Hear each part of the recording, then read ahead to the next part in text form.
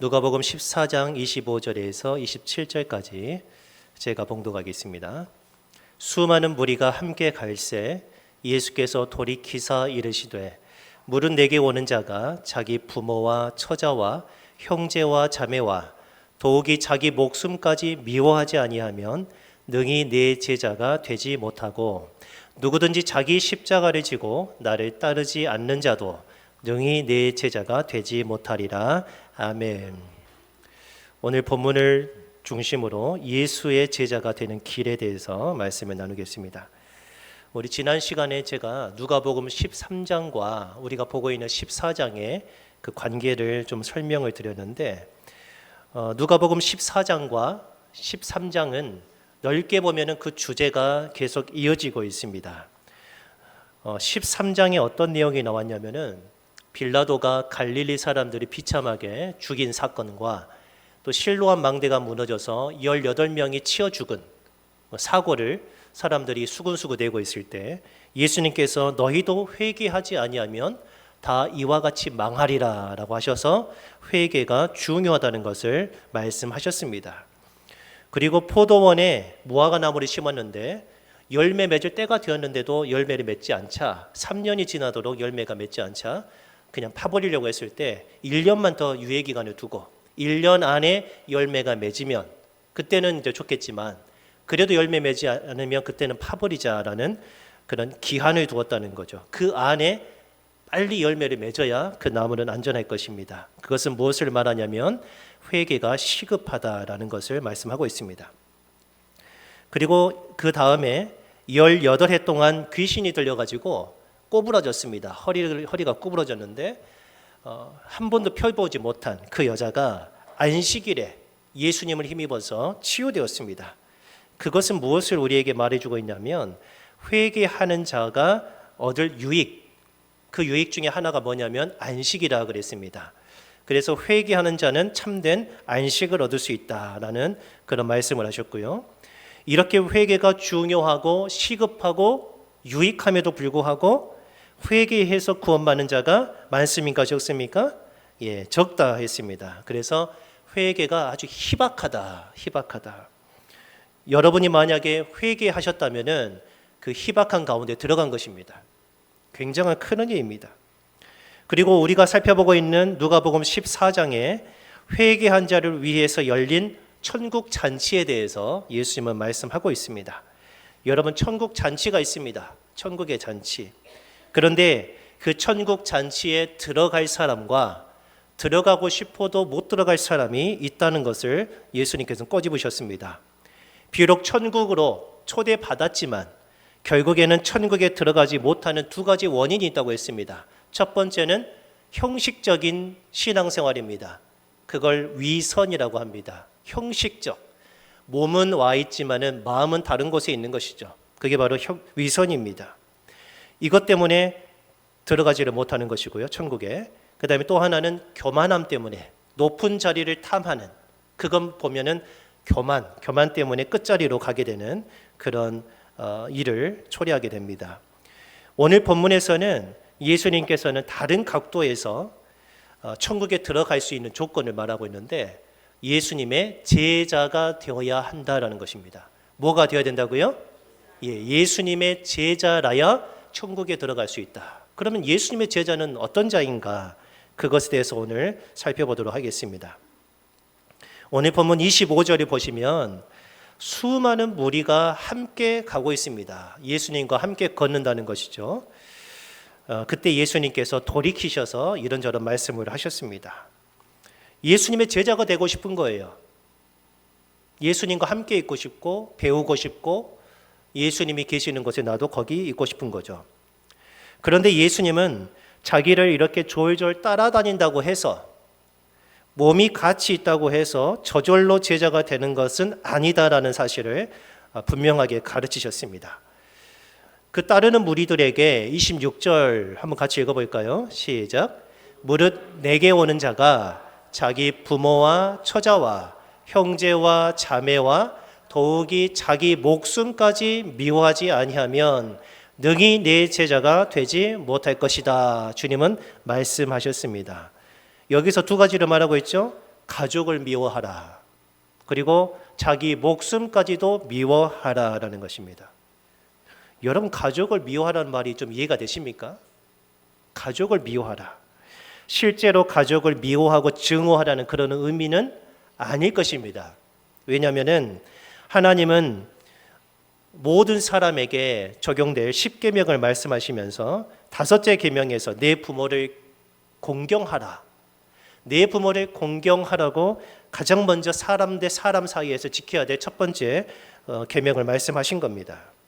그럼에도 불구하고 예수님께서 이렇게 말씀하신 이유, 내 제자가 되려면 부모뿐만 아니라 모든 가족까지도, 내 몸에서 낳은 자식들까지도 미워해야 된다고 말씀하신 의도는 무엇이냐면은 하나님의 나라에 들어가는 것과 예수님의 제자가 되는 것, 그것은 가족을 사랑하는 것보다 더 가치 있는 이름을 강조하는 말입니다.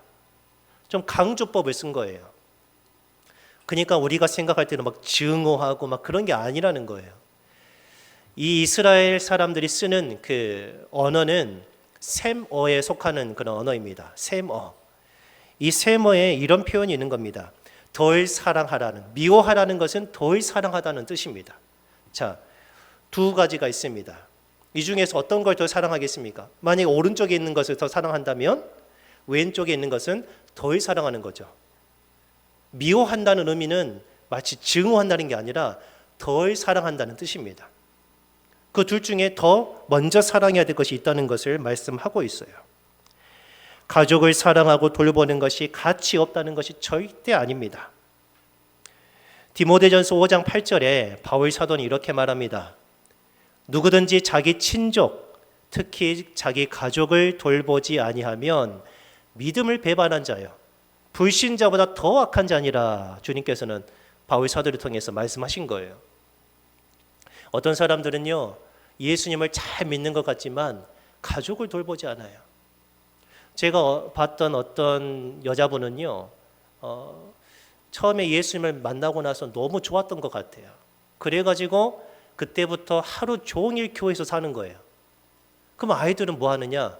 아이들은 교회 데리고 와서 아이들끼리 놀고, 그럼 밥을 어떻게 먹느냐? 라면 끓여 먹어요, 그냥. 그리고 계속해서 교회에 있는 거예요. 이게 정상이라고 보십니까? 아니죠. 정도가 있죠, 정도가. 자녀를 돌보고 가정을 돌보는 것이 굉장히 중요한 신앙의 요소입니다. 예전에 우리 1세대, 2세대 그리고 목사님들을 보면은 가족을 돌보지 않고 교회에 매진하시는 분들이 계셔요. 그래서 자녀들과 어떤 추억도 없고 어떤 공감할 만한 일이 없는 거예요. 그런 분들이 많이 계셨어요. 그냥 나는 교회에 100% 충성하면 이 자녀들은 알아서 잘 자랄 것이다. 물론 잘하긴 잘하겠죠. 몸은 잘하겠죠. 그러나 아버지로서 채워져야 될 부분들은 채워지지가 않는 거예요. 그러니까 나중에 아버지의 관계가 틀어지는 거죠. 그리고 심지어 목사님 아들, 딸이지만은 교회를 떠나는 경우들이 종종 있습니다. 가정이 굉장히 중요한 거예요. 가장 사랑해야 될 가족, 그 가족보다 더 우선시 되어야 될 게 뭐라고요? 예수님의 제자가 되는 거예요. 신실하게 예수님을 따르는 것. 그리고 하나님의 나라에 들어가는 것은 너무나도 중요한 일입니다. 좀 극단적인 표현입니다만은 우리 가족 중에 다른 사람은 다 혹시 못 들어가더라도 나만큼은 가야 된다. 그렇게 천국은 중요한 것입니다. 이 말 이해하시겠습니까? 나랑 같이 한 이불을 덮고 자는 배우자는 혹시라도 못 들어가더라도 나는 가야 된다라는 굉장히 중요한 거 아니겠습니까? 그만큼 가족보다 더 중요한 것이 예수님을 따르는 것이고 천국에 들어가는 것입니다. 가장 중요한 거예요. 만일 우리가 예수님을 따르려고 하는데 부모님이 반대한다고 해보시죠. 예수님이 원하시는 대로 내가 살려고 하는데 부모님이 안 돼, 그렇게 살면 안 돼, 안 돼 라고 한다면 어떻게 하시겠습니까? 예수님께서는 지금 이쪽으로 오라고 하시는데 부모님은 저쪽으로 가라고 합니다. 우리는 어떻게 해야 됩니까? 누구를 미워해야 됩니까? 누구를 미워해야 되죠? 당연히 부모와의 관계가 단절될 것을 각오해야 된다는 거예요. 진짜 단절해라는 그런 의미가 아닙니다. 이거 오해하시면 안 돼요. 부모와의 관계를 어떻게 단절할 수 있습니까? 단절할 수가 없어요. 그런데 신앙 안에서는 예수님이 더 먼저라는 거예요. 예수님이 먼저예요. 에베소서 6장 1절에 자녀들아 주 안에서 너희 부모에게 순종하라. 이것이 옳으니라 라고 말씀하세요. 바울 사도가 제5계명을 이렇게 설명을 하는 겁니다. 거기에 주 안에서라는 표현이 있어요. 너희 부모를 존경하라. 이거는 하나님의 말씀인데 바울 사도는 거기에 해석을 덧붙인 거예요. 모든 면에서 부모에게 존경하라, 순종하라 그게 아니고 주님 안에서. 이걸 두 가지로 해석할 수가 있습니다. 첫 번째는 당신이 만약에 그리스도 안에 있는 하나님의 사람이라면, 신앙인이라면 당연히 부모에게 순종해야 된다. 이렇게 말할 수가 있고요.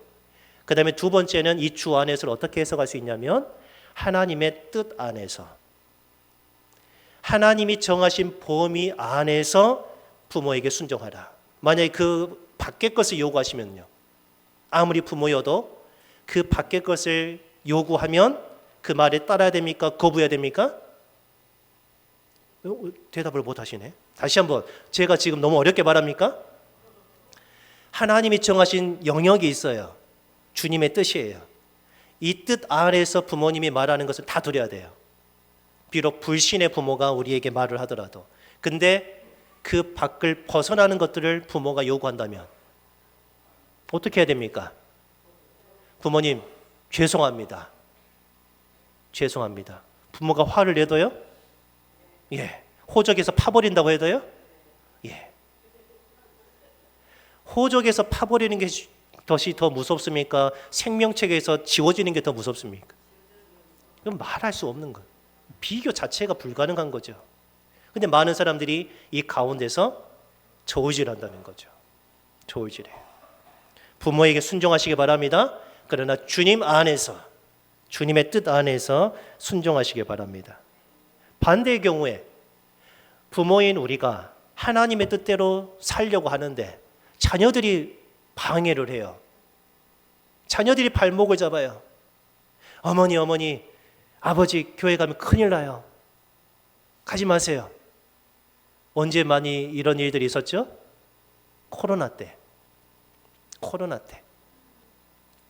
큰일 나요. 여러분이 이제 조심해서 안 나오신 건 상관없지만 나는 나가고 싶은데, 내게는 담력이 있는데 자녀들이 하도 못 가게 하니까 그냥 못 나오는 경우들이 많이 있었어요.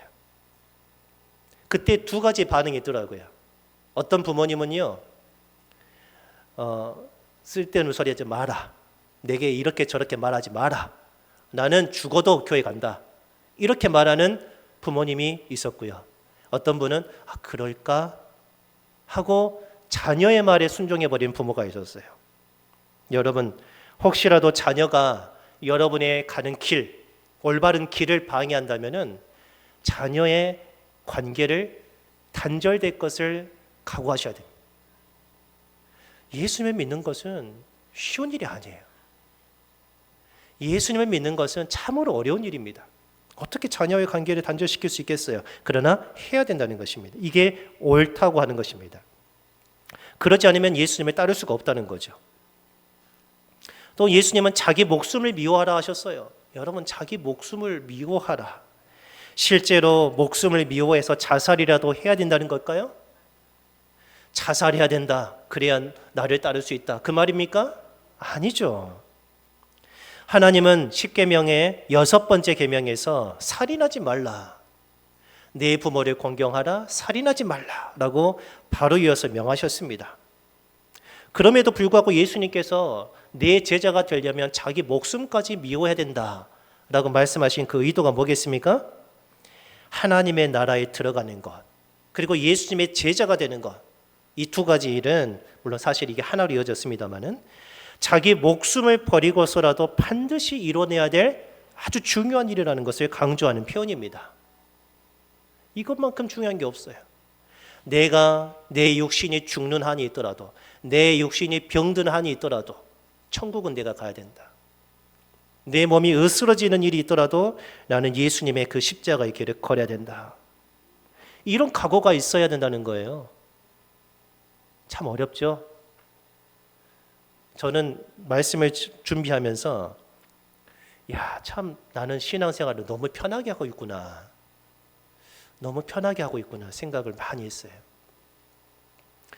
여러분 주님을 위해서 하나님의 나라를 위해서 한번 심각하게 고민해 보신 적이 있으십니까? 거기에서 오는 고통 내가 감수하겠다는 결단을 언제 마지막으로 하셨습니까?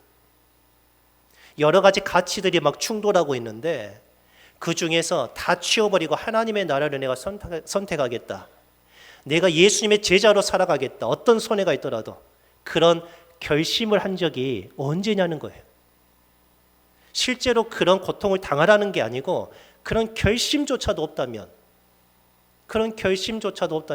어떻게 이 길을 걸어갈 수가 있겠습니까?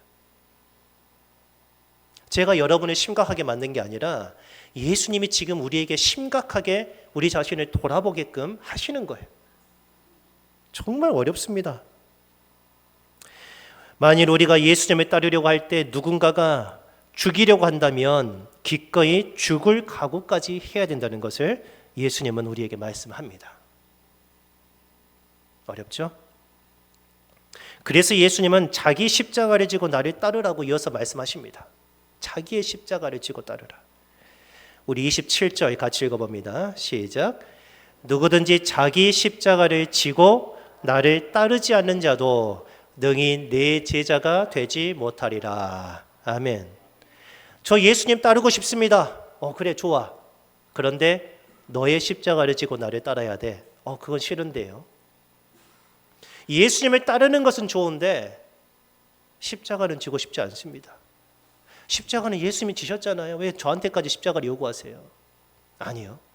너의 십자가, 내가 져야 될 십자가가 있다는 거예요. 십자가는요 사형 틀입니다. 사형수가 매달려서 죽는 사형 틀이에요. 큰 고통과 비참한 죽음과 참을 수 없는 수치를 상징하는 틀입니다. 기록에 따르면요 십자가형을 당하는 사형수는요 맨 먼저 온몸을 채찍질 당합니다. 죽지 않을 만큼 때리는 거예요. 죽으면 안 되니까요. 잔인한 십자가에 매달아야 되는데 죽이면 안 되잖아요. 그래서 죽지 않을 만큼만 때립니다. 온몸이 다 만신창이가 되는 겁니다. 그렇게 만신창이가 된 몸으로 그 다음 이어서 자기가 못 박힐 십자가를 지고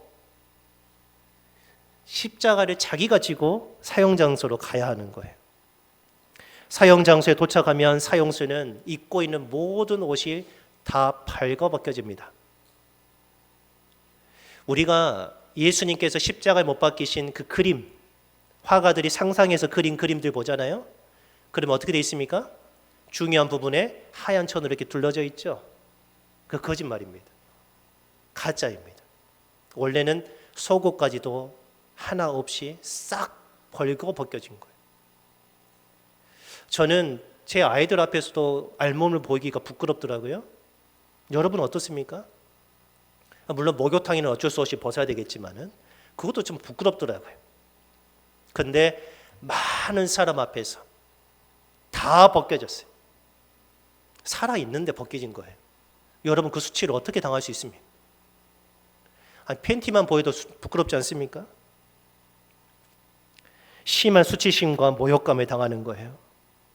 십자가에 못이 박히는데 우리는 보통 여기 손바닥 맨 중앙에 이렇게 박히는 것으로 알지만 아닙니다. 여기 손목 뼈가 양쪽에 이렇게 뼈가 있는데 그 가운데다 박는 거예요. 여기에 딱 박혀요. 여기도 딱 박혀요.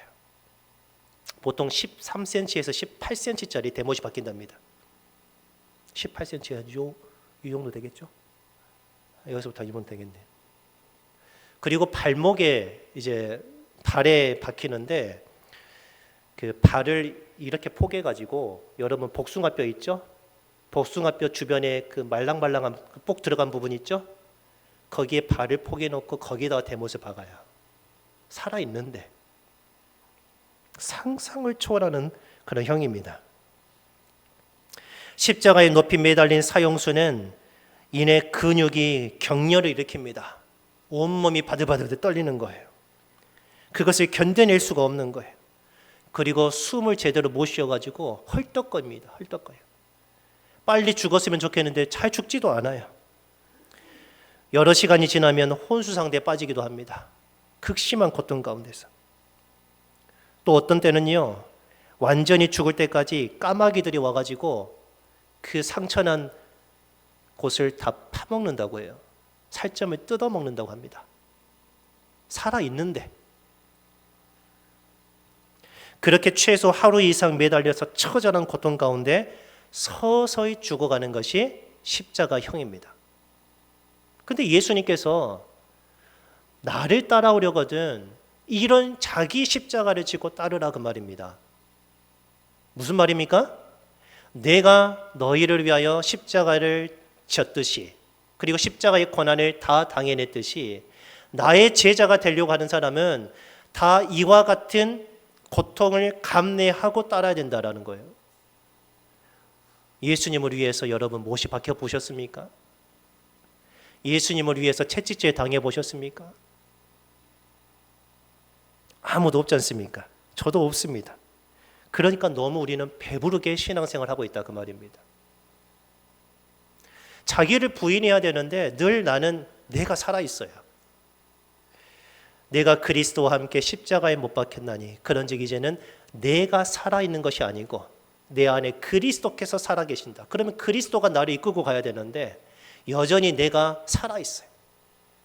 내가 살아있어요. 그 살아있는 나를 매일매일 십자가에 못 박아야 되는데 그 고통이 얼마나 크겠습니까?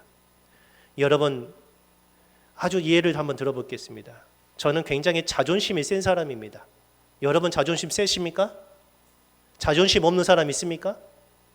여러분에게 누가 싫은 소리 하면은 화나시는 분 손 들어보세요. 오, 손 안 드신 분은 예수님이신 것 같아요. 예수님이신. 그 자존심 십자가에 못 박는 거예요. 못 박아요. 못을 못 박아요. 여전히 그 자존심 하나는 내가 지키고 싶은 거예요. 그게 도대체 무엇입니까? 자존심이라는 게. 주 존심을 가지시기 바랍니다. 주님을 존귀하게 여기는 마음. 이렇게 수치와 고통과 죽음을 당할 것을 각오하지 않으면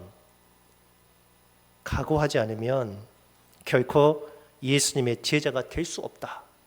무슨 말입니까? 천국 잔치에 들어갈 수가 없다는 거예요. 천국 잔치에 들어갈 수가 없어요. 더 쉽게 말씀드려요. 이 십자가 자기 부인을 하지 않으면, 예수님의 그 고난의 길을 내가 그대로 따라가지 않으면 천국에 못 들어간다는 뜻입니다. 단순히 나는 예수님을 믿습니다. 예수님은 하나님의 아들이십니다. 이 말로 들어가는 게 아닙니다. 이 말로 천국 가는 거 아니에요. 그럼 다 들어가게요? 아니요. 자기 부모도 버리고 자기 목숨도 버리고 심지어 자기 십자가를 지고 모든 수치를 다 감당하고서 그 사람이 천국에 가는 것입니다. 또 예수님은 자기의 모든 소유를 버려야 예수님의 제자가 될 수 있음을 말씀하십니다. 그러니까 아까 부모를 버려라, 자기 목숨을 버려라, 또 자기 십자가를 지어야 된다, 이 세 가지로 말씀하셨는데 이 모든 것이 다 자기 소유, 내가 가진 것, 그것을 버려야 된다는 말에 다 포함된 것입니다. 우리 33절에 같이 읽어볼까요? 33절 시작. 이와 같이 너희 중에 누구든지 자기의 모든 소유를 버리지 아니하면 능히 내 제자가 되지 못하리라. 아멘. 여러분 뭐 가지고 계십니까? 돈이 많으십니까? 없어요? 아니, 없으면서 왜 그렇게 말씀하세요? 아니 자기 나는 다른 사람 말고 나. 여러분 뭐 가지고 계세요? 여러분 소유라고 지키고 싶은 소유가 무엇입니까? 그것을 버리지 않으면, 실제로 버리라는 뜻이 아닙니다. 뭐 교회에서 헌금 감정한 거 아닙니다. 절대 그런 거 아닙니다. 오해하지 마세요. 그런데 예수님과 내가 가진 것을 지켜내는 것을 저우질하면서 이것을 예수님을 버리고 내 소유를 지켜내는 것을 선택한 사람은 예수님의 제자가 되지 못한다 그 말이에요. 물론 거기에 돈도 들어갈 것입니다. 내 시간도 소유고요, 내 몸도 소유고요, 내 자녀들도, 내 가족, 내가 사회에서 이루는 모든 것들이 다 내 소유입니다. 주님을 위해서 기꺼이 버릴 각오가 되어 있는가? 그러지 않으면요, 예수님을 따른 것 같지만 위선입니다. 위선. 그게 바로 불신앙입니다. 요약하자면은 예수님의 제자가 되기 위해서는 거저되는 게 아니라 큰 대가를 치러야 된다는 거예요. 비용이 필요하다는 겁니다. 비용. 예수님은 세 가지 비유를 통해서 예수님의 제자가 되고 싶지만 대가는 치르기 싫은, 천국은 가고 싶지만 십자가를 지고 싶지 않은 그런 자들의 어리석음에 대해서 아주 아프게 꼬집으셨습니다. 오늘 성경 28절에는 우리 한글 성경에는 없지만 거기 앞에 왜냐하면이라고 되어 있습니다. 원문에는 왜냐하면 자기 십자가를 지고 나를 따르지 않는 자는 능히 내 제자가 되지 못하리라. 왜냐하면 이러이러하기 때문이다 라고 되어 있어요. 세 가지 비유 중에 첫 번째는 망대를 세우는 자의 비유입니다. 망대, 아주 높은 그 탑이라고 생각하시면 되겠습니다. 28절부터 30절까지 제가 읽겠습니다. 너희 중에 누가 망대를 세우고자 할진대 자기가 가진 것이 준공하기까지에 족할는지 먼저 앉아 그 비용을 계산하지 아니하겠느냐. 그렇게 아니하여 그 기초만 쌓고 능히 이루지 못하면 보는 자가 다 비웃어 이르되 이 사람이 공사를 시작하고 능히 이루지 못하였다 하리라. 어떤 상황인지 아시겠습니까? 내가 집을 건축해야 되겠다. 그러면은 가장 먼저 생각해야 될 게 뭡니까? 예산이죠. 어느 정도 예산 들 것인가? 그것을 내가 감당할 수 있을 것인가? 그것도 계산을 해야 되잖아요. 계산을 해서 되겠다. 그러면 하는 거죠. 근데 터무니없는 것을 생각하는 거예요. 내가 진도읍에 10층짜리 빌딩을 세우겠다. 내가 가진 것은 1억밖에 없는데 그게 가능하겠습니까? 근데 어리석은 사람은 그냥 한다는 거예요. 그냥 10층짜리를 갖고 싶은 그 욕심 때문에 내가 가진 것은 헤아리지 않은 거예요. 그 당시 헤롯 대왕의 가문은 그 건축 사업을 굉장히 크게 했어요. 자기 세력을 과시하기 위해서 어마어마한 건축물을 막 세웠어요. 교회당이 크다고 하는 것이 좋은 것은 아닙니다. 규모에 맞지 않게 너무나도 큰 것은 뭐냐면은 자기 세를 과시하고 싶은 그 욕구에서 나오는 것입니다. 아무튼 이 헤롯 대왕은 자기가 위대한 권력자라는 것을 내세우기 위해서 으리으리한 건축물을 막 세우기로 계획하고 마구잡이식으로 건축했습니다. 근데 대부분 다 끝마치지도 못했어요. 대부분. 그래서 백성들로부터 비난과 조소를 받았답니다. 망대를 세울 때 그 비용을 계산하지 않고 진행한다면 중도에 그만둘 수 있는 상황이 발생할 수도 있어요. 마찬가지로 예수님을 따르는데 마땅히 져야 할 십자가, 천국에 들어가는데 그 비용을 내가 생각하지 않으면 예수님을 따르다가 결정적인 순간에 중도에 그만두는 수가 있다는 거죠. 그리고 결국 비웃음 당하는 겁니다. 너 그렇게 교회 다니더니 지금 뭐 하냐는 거죠. 너 그렇게 신실하게 나한테 전도까지 한 사람이 왜 이 모양 됐냐는 거죠. 그렇게 중간에 그만둬버린, 십자가가 빠져버린 거예요. 그렇습니다. 두 번째 비유는요, 31절부터 32절인데 전투를 앞둔 어떤 왕의 비유입니다. 또 어떤 임금이 다른 임금과 싸우러 갈 때에 먼저 앉아 1만 명으로서 저 2만 명을 거느리고 오는 자를 대적할 수 있을까 헤아리지 아니하겠느냐. 만일 못할 터이면 그가 아직 멀리 있을 때에 사신을 보내어 화친을 청할지니라. 이게 무슨 말이냐면 상대방의 병력의 절반밖에 되지 않아요. 적군은 2만 명이고 나는 1만 명이에요. 누가 봐도 불리해요. 그때 왕은 깊이 생각해야 되는 거죠. 아, 우리에게는 확실한 전략이 있고 이들은 일당백이니까 싸워도 이길 수 있다라는 확신이 있으면 싸워야 되겠죠. 근데 싸우지 못할 것 같은 거예요. 이기지 못할 것 같은 거예요. 그러면 어떻게 해요? 빨리 항복하는 게 낫지 않겠습니까?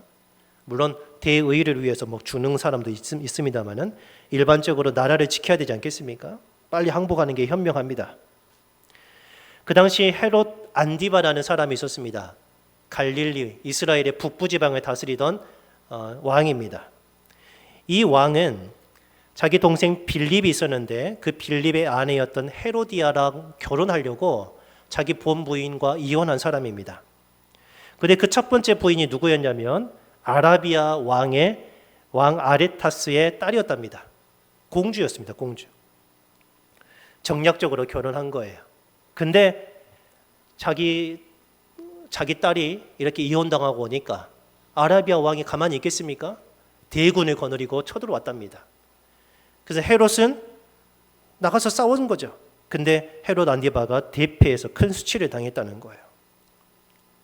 차라리 싸우지 않았더라면, 그리고 그런 일을 처음에 만들지 않았더라면 얼마나 좋았겠습니까? 자기가 싸워서 이길 수 있는지 그걸 헤아리지를 못하는 거죠. 그리스도인이 된다고 하는 것은 죽을 때까지 수많은 전투를 치르도록 부름받은 자들입니다. 수많은 전투. 아니 무슨 우리가 싸웁니까? 우리가 총 들고 칼 들고 나와서 싸울까요? 아니요. 끊임없이 이 세상의 악한 영들과 나를 하나님의 길에서 벗어나게 만드는 모든 유혹들로부터 내 자신을 지키는 싸움이 있어요. 내 자신을 십자가 이미 못 박아 버렸는데 다시 살아납니다. 그러면 그것을 또 싸워서 이겨야 되는 거예요. 내 자신의 욕구, 나를 성취시키고자 하는 욕구, 그것을 다 부인하는 싸움이 우리 일생도록 있다는 거죠. 그 전투를 치르기에 내가 희생해야 되는데 그 희생을 치르지 않고 그냥 천국만 가고자 하는 사람들, 그런 사람들은 결코 예수님의 제자가 될 수 없다는 거예요. 여러분, 모든 전투에서 승리하고 천국에 들어가기까지 항상 담대하시기 바랍니다. 예수님의 십자가를 지고 따르는 자가 이길 수 있다는 사실입니다. 세 번째 비유는요, 34절과 35절에 나왔습니다. 소금이 좋은 것이나 소금도 만일 그 맛을 잃으면 무엇으로 짜게 하리요? 그랬어요. 땅에도 거름에도 쓸데없어 내버리느니라. 들을 귀가 있는 자는 들을지어다. 여러분 들을 귀가 있으시죠? 그럼 이 말을 잘 생각하시기 바랍니다. 여러분, 소금은 100년이 지나도 소금입니다. 짠맛이 없어질 수가 없어요. 그러니까 여기서 말하는 소금은 우리가 일상적으로 쓰는 천일염이나 뭐 그런 죽염 같은 게 아닙니다. 이스라엘 땅에는요, 사해가 있습니다. 사해, 죽음의 바다가 있어요. 거기는 소금의 농도가 굉장히 많아요. 높아요. 그 주변에 덩어리들이 막 있는데, 돌덩어리처럼 있는데 그게 다 소금 덩어리들입니다. 근데 그 소금 덩어리들이 순수 소금만 있는 게 아니고 거기에 여러 가지 광물질들이 섞여 있어요. 그러니까 소금도 있고 여러 가지 광물질들이 섞여 있는 그런 혼합물이에요. 이 결정이 됐습니다. 사람들이 그걸 가져다가 이제 소금 대신 뿌려서 먹고 그랬습니다. 그러니까 다 같이 먹는 거죠. 여러 가지 섞여 있는 거. 근데 문제가 생겼어요. 비가 내리고 습이 생기고 그러면 그 광물질과 그 소금이 혼합된 여기에 소금 성분이 싹 녹아서 나와버려요. 짠맛이 다 빠져나가 버려요. 근데 형태는 유지하고 있어요. 그 사람들이 아 좋다, 소금 캐러 가자. 그래서 딱 보니까 소금 모양이거든요. 자기가 평소에 봐왔던. 그걸 가지고 가서 요리에 넣어서 먹어도 전혀 짠맛이 안 나는 거죠. 왜요? 비 내려가지고 속에 있는 염화 나트륨이 싹 빠져버렸거든요. 아무짝에도 쓸모없는 광물질 덩어리입니다. 누가 봐도 소금인 것 같지만 아닌 거예요. 이게 바로 맛을 잃은 소금입니다. 이스라엘 사람들은 금방 알았어요. 그의 삶이었거든요. 소금의 본질은 짠맛입니다. 짜지 않으면 소금이 아니에요. 그것처럼 예수님의 제자의 본질은 십자가의 고난과 희생입니다. 십자가가 없는 제자 그럼 더 이상 예수님의 제자가 아닙니다. 그게 바로 예수님께서 우리에게 요구하시는 제자의 모습이에요. 사실 오늘 본문의 주제는 지난 주일에 살펴보았던 천국 잔치 비유의 주제와 매우 유사합니다. 지난 시간에 뭘 얘기했습니까? 큰 잔치에 많은 사람들이 초대받았지만 한 사람도 빠짐없이 다 일치하게 사양하여 잔치에 참석하지 않았다고 말씀했어요.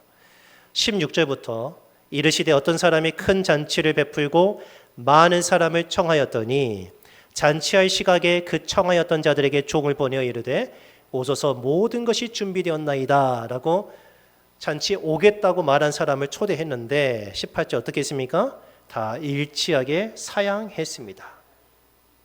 그것처럼 오늘 본문에는 많은 사람들이 예수님께 왔지만 결국 예수님의 제자가 되지 못할 자가 있었다는 거예요.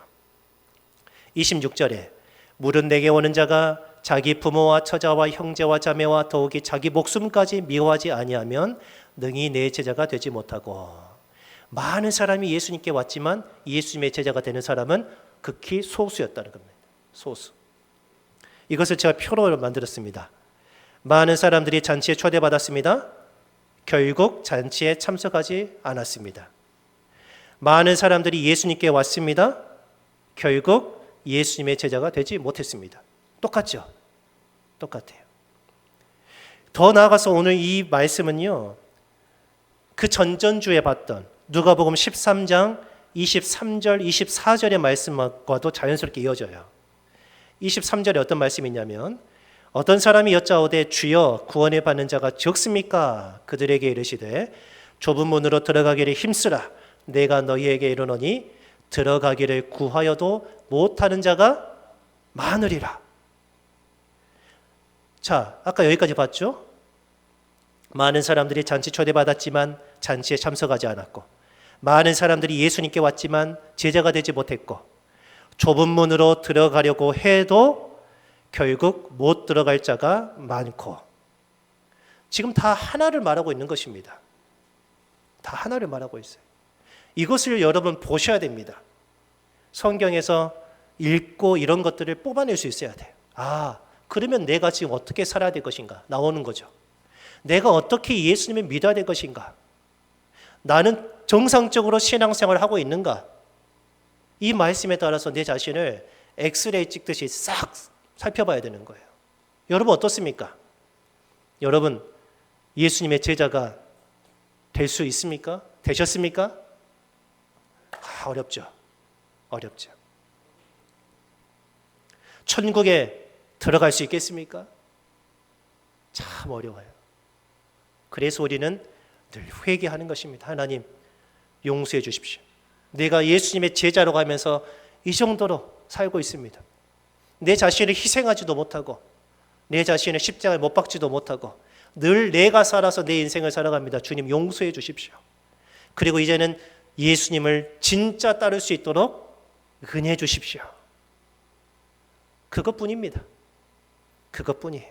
하나님은 그 믿음의 간구에 응답하실 것입니다. 말씀을 정리할게요. 예수님의 제자가 되는 길은 생각보다 너무 어렵습니다. 천국에 들어가는 것도 어렵습니다. 이제까지 내가 걸어온 길을 멈추고 돌아서야 하니까 어려운 것입니다. 이제까지 내가 옳다고 여겼던 그것을 부정해야 할 수도 있기 때문에 어렵습니다. 가족도 버리고 자기 목숨도 버리고 내가 아끼는 모든 소유도 버리고 십자가를 져야 하기 때문에 너무나도 어려운 것입니다. 그러나 우리는 예수님의 제자가 되기 위해서 반드시 대가를 치러야 하는 것입니다. 그 대가가 우리 보기에 너무나도 엄청나고 엄두도 나지 않고 우리가 당장 손해보는 것 같이 여겨질지라도 그 길을 끝까지 믿음 안에서 사는 사람은 그 마지막에 하나님의 나라에 들어가는 영광을 누리게 되는 것입니다. 자기의 십자가를 지시기 바랍니다. 자기의 십자가를 지세요. 십자가를 벽에만 걸어놓지 마시고 여러분 등에 거세요. 믿음이 좋은 척 벽에다만 걸어놓지 마시고 여러분 어깨에다가 그 십자가를 지십시오. 담대하게 예수님의 뒤를 따르는 모든 성도가 되시기를 예수 그리스도의 이름으로 축원합니다.